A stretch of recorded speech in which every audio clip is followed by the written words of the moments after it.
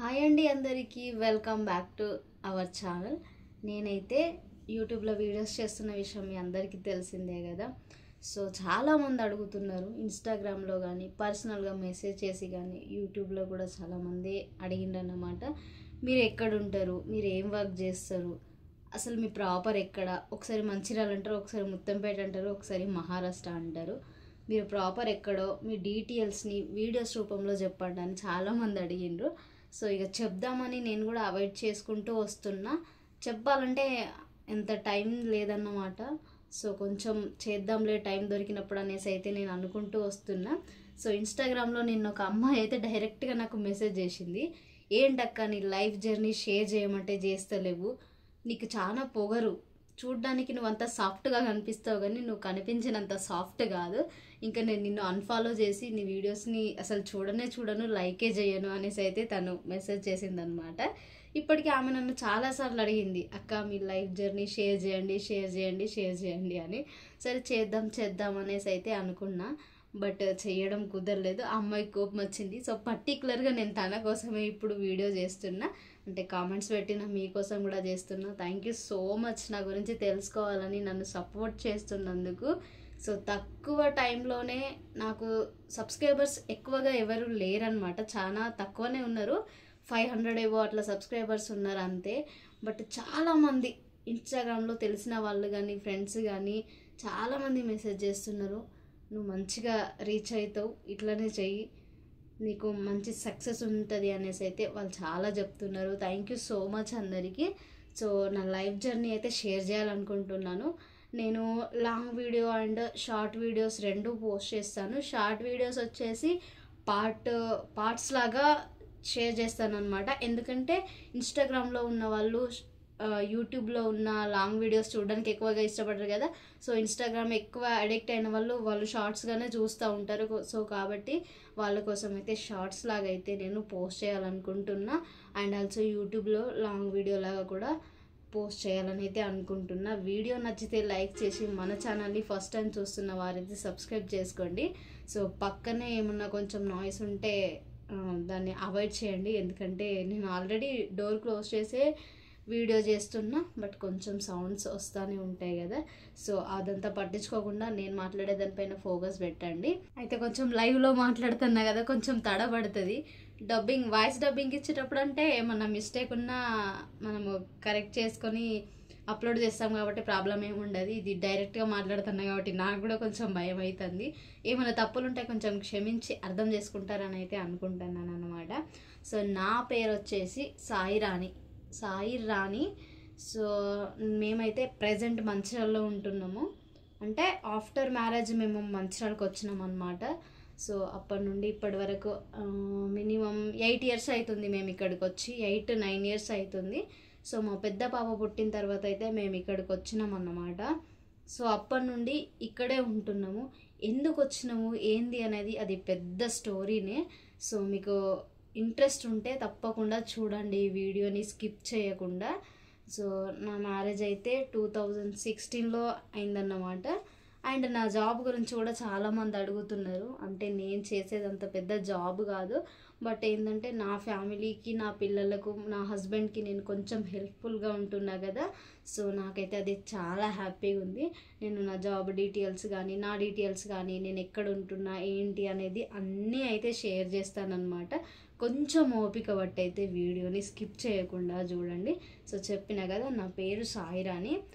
నేను ఇంటర్ వరకు అయితే స్టడీ చేశాను అనమాట అంతే. మా అమ్మ వాళ్ళ ప్రాపర్ వచ్చేసి ముత్తంపేట, మన కొమురం భీం డిస్టిక్లో ముత్తంపేట అనమాట. సో చాలామందికి తెలుసుంటుంది, కౌటాల కాగజ్ నగర్ అంటే తెలుసుంటుంది అన్నమాట. సో కౌటాల కాగజ్ నగర్ వాళ్ళు మన వీడియోస్ చూస్తున్న వాళ్ళు ఎవరన్నా ఉంటే తప్పకుండా కామెంట్ చేసి నాకు సబ్స్క్రైబ్ చేసుకొని నా ఛానల్ని నాకు సపోర్ట్ చేస్తారని అయితే నేను అనుకుంటున్నాను. సో ప్లీజ్ సబ్స్క్రైబ్ చేసుకొని సపోర్ట్ చేయండి. సో అదేంది ఇంటర్ చేసి జాబ్ చేయడం ఏంది, ఇంటర్కి నీకు ఎవరు జాబ్ ఇచ్చిండ్రు అని మీరు అనుకోవచ్చు. బట్ ఏమో నా అదృష్టమో నా దురదృష్టమో నాకు తగ్గట్టుగా నాకైతే ఒక చిన్న జాబ్ దొరికింది. నేను గత 3 years నుండి అయితే జాబ్ చేస్తున్నాను అన్నమాట. సో జాబ్ డీటెయిల్స్ కూడా చెప్తాను. నాకు ఇంటర్ అయిపోయిన తర్వాత అయితే మ్యారేజ్ అయింది. ఫస్ట్ ఇయర్లోనే మ్యారేజ్ అయింది. సో 2016లో అయితే మ్యారేజ్ అయిందన్నమాట. నాకు అప్పటికి 18 ఇయర్స్ ఉండే. సో 18 ఇయర్స్లోనే మ్యారేజ్ అయిపోయింది. నేను మ్యారేజ్ అయిన 5-6 ఇయర్స్ తర్వాత నేను మళ్ళీ ఇంటర్ సెకండ్ ఇయర్ అయితే కంప్లీట్ చేసిన. మన కౌటాల గౌడ్ జూనియర్ కాలేజ్ ఉంది కదా, సో అక్కడైతే కంప్లీట్ చేసిన అన్నమాట. 10th వరకు మా ఊర్లోనే చదువుకున్నా నేను.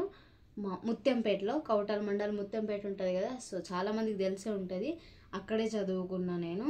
తర్వాత వచ్చేసి నేను శిశు అంటే అప్పుడు శిశు అని ఉండేది, శిశు క్లాస్ నుండి 5th వరకు, అదే నర్సరీ అంటారు కదా ఇప్పుడు, అప్పుడు నర్సరీ ఉండేది కాదు, శిశు క్లాస్ నుండి 5th వరకు శ్రీవాణి విద్యామందిర్ స్కూల్లో చదువుకున్నా. శ్రీవాణి విద్యామందిర్ వాళ్ళు ఎంతమంది వీడియోస్ చూస్తున్నారో కామెంట్ చేయండి. సో 5th వరకు అయితే అక్కడ చదువుకున్నా. తర్వాత వచ్చేసి 6 to 10th వరకు మా ఇంటికి దగ్గరలోనే జెడ్పిఎస్సి స్కూల్ ఉంటుంది అనమాట, గవర్నమెంట్ స్కూల్. సో ఆ స్కూల్లో అయితే 6 to 10th వరకు అయితే చదువుకున్నా. తర్వాత కౌటాల్లో ఉన్న గౌట్ జూనియర్ కాలేజ్లో అయితే నేను ఇంటర్ అయితే కంప్లీట్ చేసిన అనమాట. ఆఫ్టర్ మ్యారేజ్ 1 year చేశాను, బిఫోర్ మ్యారేజ్ 1 year చేశాను. సో 5-6 years గ్యాప్ వచ్చింది నా ఇంటర్లో, అయినా పర్లేదు నేను పాస్ అయినా. సో నాకైతే చాలా హ్యాపీ అన్నమాట. సో ఇక మేము వచ్చేసి ఇప్పుడైతే మంచిర్యాలలో ఉంటాం. యాక్చువల్లీ మాది మహారాష్ట్ర, మా సార్ వాళ్ళది, మా హస్బెండ్ది, మా ఆయనది. మళ్ళీ అంటారు కదా మీ సారా హస్బెండా అబ్బో అట్లానే మాట్లాడకండి, సరే మా ఆయనది వచ్చేసి మహారాష్ట్ర. సో 2016లో నాకు మ్యారేజ్ అయిందని చెప్పిన కదా. సో మ్యారేజ్ అయిన తర్వాత ఒక 1 year అక్కడ ఉన్నాం మేము మహారాష్ట్రలో. తర్వాత నాకు అక్కడ ఉండాలని అనిపించలేదు, ఎందుకంటే అక్కడ ఎక్కువ వర్క్స్ కూడా ఉండవు. మా మామయ్య అత్తమ్మ వాళ్ళు అయితే వ్యవసాయం అయితే చేస్తారు, మా ఆయన వ్యవసాయం చేయకపోతుండే. అక్కడ ఉండి ఖాళీగా ఉండే బదులు ఇక్కడికి వచ్చి ఏదన్నా వర్క్ చేసుకుంటే మంచిగా ఉంటుంది కదా అని నా థాట్తోని నేను మా ఆయనని ఒక్కటేసారి అడిగిన, మనము మంచిర్యాలకి వెళ్దామనేసి. సో మా ఆయన ఒక్క మాట కూడా కాదనకుండా సరే వెళ్దామన్నారు. సో మ్యారేజ్ అయిన 10 years తర్వాత అయితే నాకు మా పెద్ద పాప కడుపులోకి వచ్చింది, అంటే ప్రెగ్నెన్సీ కన్ఫర్మ్ అయిందన్నమాట. సో 10 months తర్వాత నాకు కన్సీవ్ అయిందని తెలిసిన తర్వాత ఇక తీసుకోవాల్సిన జాగ్రత్తలు అన్నీ తీసేసుకొని డెలివరీ నాదైతే మంచిర్యాలలో అయిందనమాట. నాకు ఫస్ట్ డెలివరీలో ఏమంత ప్రాబ్లం ఏం అవ్వలేదు, మంచిగా నీట్గానే ఇక్కడ మన మంచిర్యాల గవర్నమెంట్ హాస్పిటల్లో అయింది.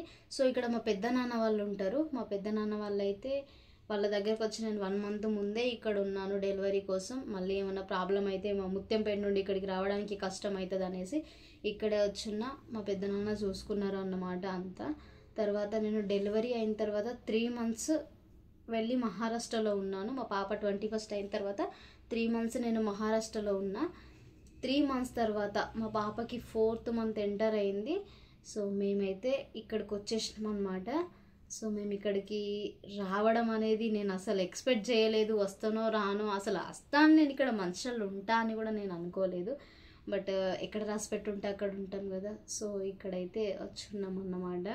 ఇప్పుడు ఏంటి అంటే మేము అక్కడి నుంచి వచ్చిన తర్వాత మా పెద్ద నాన్న దగ్గర మా ఆయన వర్క్ చేసేవారు, అంటే నార్మల్గా మార్బుల్ వర్క్ అట్లా చేసేవారు అనమాట. తర్వాత మేము ఒక రూమ్ రెంట్కి తీసుకున్నాము. రూమ్ రెంట్ తీసుకున్న తర్వాత చాలా హెల్త్ ప్రాబ్లమ్స్ మా పాపకి, అప్పుడే పుట్టింది కదా, ఫుడ్ తినకపోయేది. 4 months బేబీని తీసుకొని అక్కడి నుండి ఇక్కడికి వచ్చినాం అన్నమాట. సో మా మమ్మీ, మా పెద్దనాన్న, మా పెద్దమ్మ, మా ఆయన నాకు మస్తు సపోర్ట్గా ఉండేవాళ్ళు. మేమైతే ఇక్కడికి వచ్చిన తర్వాత మా పాపకు అస్సలు హెల్త్ బాగుండకపోయేది. 1 monthకి ఒకసారి, 15 daysకి ఒకసారి, 1 week ఒకసారి ఖచ్చితంగా మేమైతే హాస్పిటల్కి వెళ్ళే వాళ్ళము. మేము హాస్పిటల్ తిరగందంటూ హాస్పిటల్ లేనే లేదు.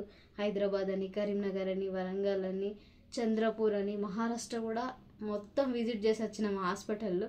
ఎవరైనా పెళ్ళైన తర్వాత మంచి మంచి టూర్స్కి పోతారు, కానీ మేమైతే 1 year తర్వాత పాపను పట్టుకొని 5 years వరకు హాస్పిటల్లో చుట్టే తిరిగినాం. ఇక అట్లుండే. ఇక వాళ్ళకి జన్మనిచ్చిన తర్వాత వాళ్ళని చూసుకునేది కూడా మనమే కాబట్టి ఎంత కష్టమైనా అనుభవించిన తర్వాత ఇంకా చాలా ఫేస్ చేసినాం మా పాపతోని మేము ఈ మంచిర్యాలలో. అసలు ఇక్కడ ఉంటామా అని అనుకున్నా నేను, అంటే ఇన్ని ఖర్చులు ఉంటాయి సిటీలో వచ్చిన తర్వాత, ఇంత హాస్పిటల్ ఖర్చులు. ఒక్కసారి హాస్పిటల్కి వస్తే 3-4 thousand ఖర్చు అయినప్పుడే ఇంటికి వచ్చేటోళ్ళం, అంటే వెళ్ళినప్పుడల్లా ఒక 3-4 thousand ఖర్చు అయ్యేది. మా ఆయన ఏమో అప్పుడప్పుడే వర్క్ స్టార్ట్ చేసిండు, చాలా కష్టం అయ్యేది. మా అమ్మ, మా అత్తమ్మ, మా అమ్మమ్మ, మా అత్తమ్మ మామయ్య వాళ్ళు కూడా మాకు హెల్ప్ చేసేవాళ్ళు అనమాట. ఇదేంటి పెళ్లి చేసుకొని ఒకరిపైన డిపెండ్ అయ్యి బ్రతకడం ఏంది అన్న థాట్ వచ్చేది అప్పుడప్పుడు నాకు. కాకపోతే ఇక మన తలరాతలో ఏం రాసిందో అదే జరుగుతుంది కాబట్టి ఖచ్చితంగా దాన్ని అనుభవించి తీరాలే కాబట్టి ఇక మేము అనుభవించిన అని అనుకున్నా. తర్వాత కంటిన్యూషన్ అయితే నెక్స్ట్ వీడియోలో చేస్తానన్నమాట. ఇప్పటికైతే వీడియో నచ్చితే లైక్ చేసి నా స్టోరీ ఎట్లా అనిపించిందో కామెంట్ చేసి మన ఛానల్ని ఫస్ట్ టైం చూస్తున్న వారైతే సబ్స్క్రైబ్ చేసుకొని సపోర్ట్ చేయాలని అయితే అనుకుంటున్నా. మీరు ఇచ్చే ఒక లైక్ ఎంతోమందికి వీడియోని రీచ్ చేస్తుంది. So please like, share and subscribe. Bye, మరి ఉంటాను.